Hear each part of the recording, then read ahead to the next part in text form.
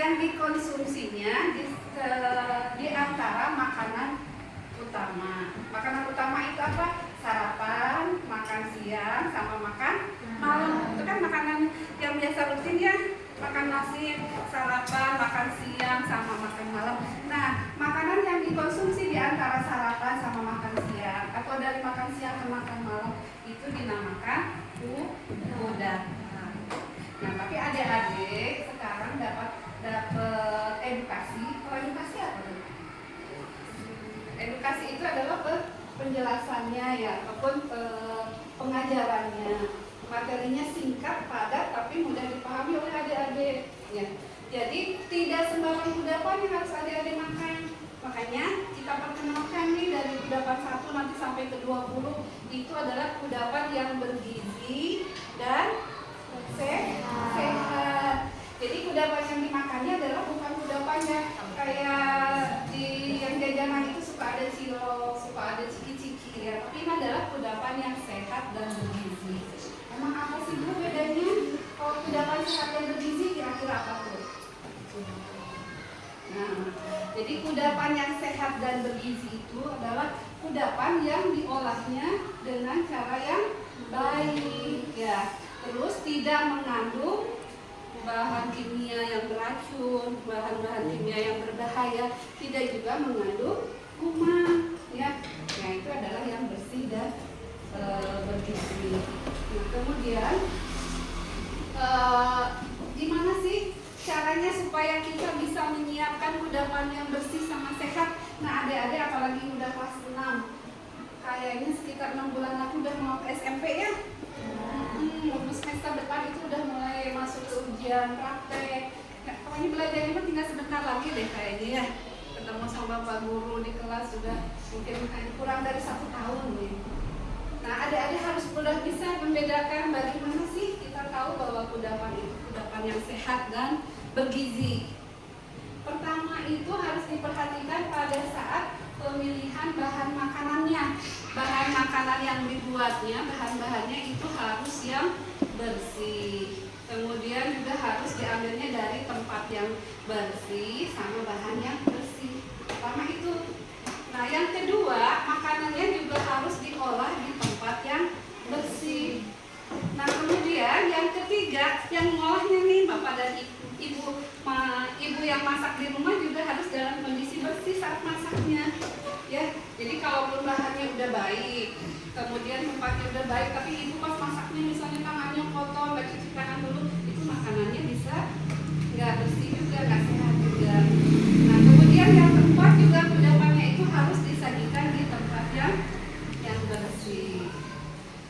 Nah, kemudian yang kelima nih, yang kadang-kadang adik-adik suka lupa nih, kalau jajan kadang suka beli makanan yang manis-manis ataupun makanan ciki-ciki yang mengandung MSG, itu kan asin ya rasanya.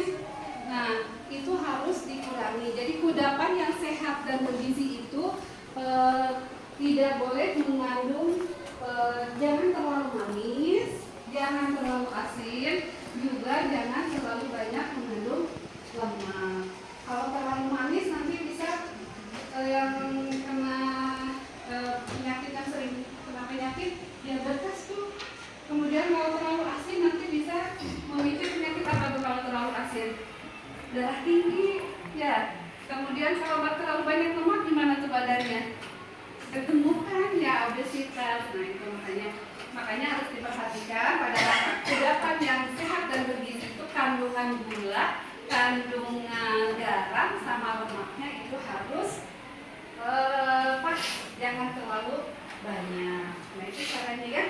Nah, sebetulnya untuk adik-adik nih yang masih anak-anak, berapa sih bisa mengkonsumsi gula, bisa mengkonsumsi garam, lemaknya? Maksimal kalau gula itu dalam 1 hari hanya 2 sendok makan. Bukan berarti gulanya dimakan 2 sendok gitu ya, bukan. Tapi kandungan gula itu kan bisa ada di misalkan biskuit ya, kue-kue, itu kan ada gulanya tuh. Kemudian kalau kita akumulasikan, jadi maksimal harus makan gula itu tiap anak itu 2 sendok makan.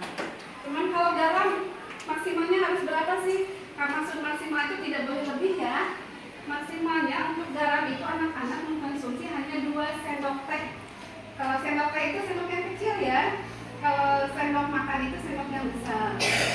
Nah, kemudian kalau lemak itu maksimalnya hanya 5 sendok makan, ya.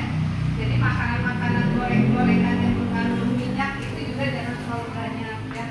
Kemudian juga makanan-makanan yang kadar lemaknya tinggi juga harus dibatasi. Itu jadi tidak sembarang kudapan bisa adik-adik makan. Harus diperhatikan juga ya bagaimana pengolahannya, bagaimana bahan-bahannya. Nah, kemudian yang terakhir kaitan konsumsi yang bijak. Adik-adik setiap kali dikasih kudapan suka habis nggak? Nah, jadi ini adalah salah satu, berarti adik-adik sudah berkontribusi buat bangsa dan negara dalam menghemat pangan. Karena makanan yang dikasihkan oleh bapak ibu gurunya dihabiskan, ya.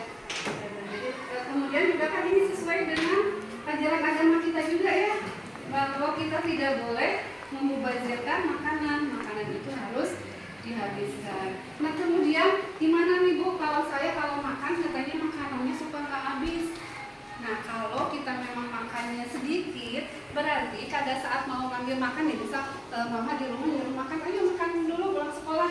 Tapi kira-kira nih tadi udah kenyang nih makan kudapan, berarti ngambil nasinya sedikit aja, ngambil lauknya sedikit aja supaya habis ya. Jangan sampai di piring itu ada sisa ya. Jadi karena adik-adik sekarang sudah dapat edukasi